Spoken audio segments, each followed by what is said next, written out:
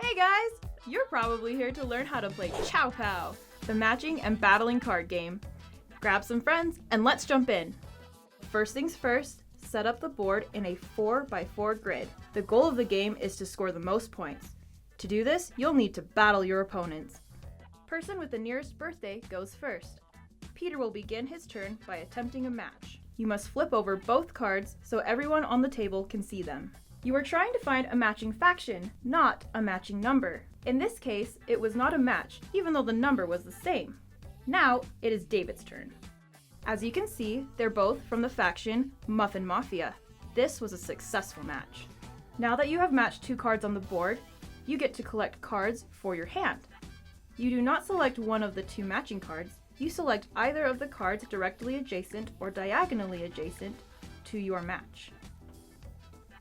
Once you have done so, replace the empty slot with a new card from the deck, and add another card on top of each of the face-up cards remaining on the grid. You've now created a pile of cards on the board which can be acquired by you or your opponents as the game progresses. Meanwhile, the card you've chosen becomes a part of your hand and is eligible to be used in combat. You will now elect whether or not you'd like to challenge an opponent.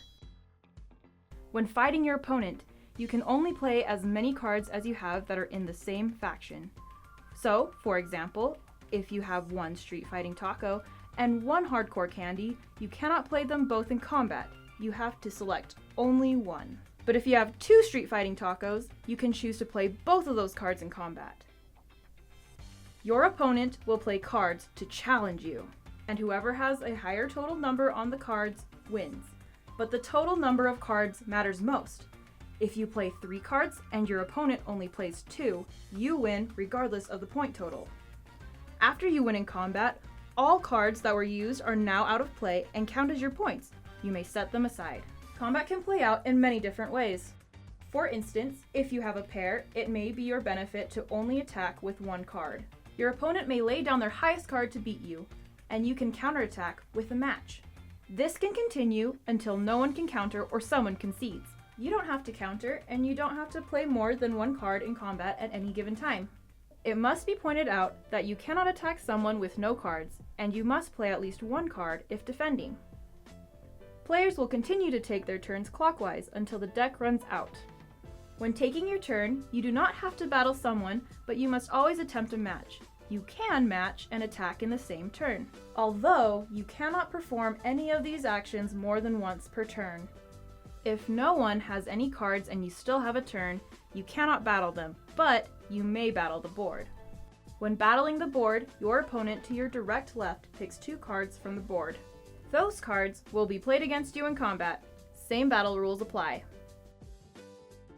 After the deck is emptied, everyone gets an additional turn to make a match and declare combat. Any cards left in your hand do not count towards your final points, so it is encouraged that you try and make an attack. After everyone has taken their final turn, each player will add up the numbers on their cards and the player with the highest number wins.